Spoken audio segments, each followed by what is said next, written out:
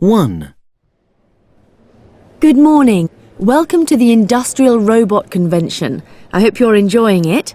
I'm doing a survey to find out how people use robots and what improvements can be made. Would you mind if I ask you some questions? Sure, go ahead. First of all, would you mind telling me what you do and where you work? Yes, I'm a construction engineer and I specialise in building work on high-rise buildings and skyscrapers. And what kind of robot do you use in your work? I use the SnakeBot. What do you think of it? Does it help your work? Yes, if I forget to take a tool to the top of a building, I press a joystick and the SnakeBot brings it to me. So what are the advantages of the SnakeBot? Well, its main strength is that it can twist around things like girders, pipes and scaffolding. In addition, it is strong enough to carry small loads like spanners and hammers and bring them up to me at the top of a building. Excellent.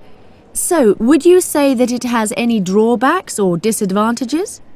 Yes, its main weakness is that you have to control every movement with a joystick. It's a bit time-wasting because I can't do my building work and push the joystick at the same time. So, in the future, how would you suggest that it could be improved?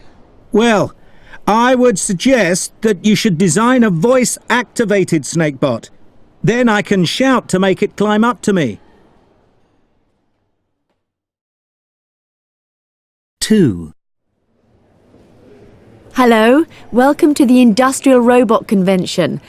I'm doing a survey to find out how people use robots and what improvements can be made. Would you mind if I ask you some questions? I'm a bit busy. Oh, all right, go on, ask away. Thanks. Well, first of all, what do you do and where do you work? I'm an emergency response worker. I search for people and try to rescue them from under collapsed buildings after a major disaster such as an earthquake or explosion. And which robot do you use in your work? I use the rescue robot. What do you think of it? Does it help your work? Yes, it helps me to locate people buried under collapsed buildings.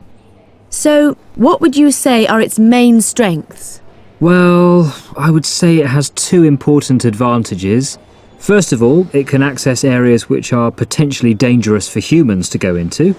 It can easily move over and under things, and it can get into spaces which are too small for me to climb into. In addition to this, its camera and microphone are more sensitive than human eyes and ears. So, do you think it has any drawbacks or weaknesses? Well, one thing I've noticed is that the robots are too big and heavy to climb over very large piles of rubble. So, looking into the future, how do you suggest we could modify or improve it? Well, I think you need to find a way to make smaller, lighter versions of it. I see. Well, thanks very much indeed for sparing me your time. Don't mention it.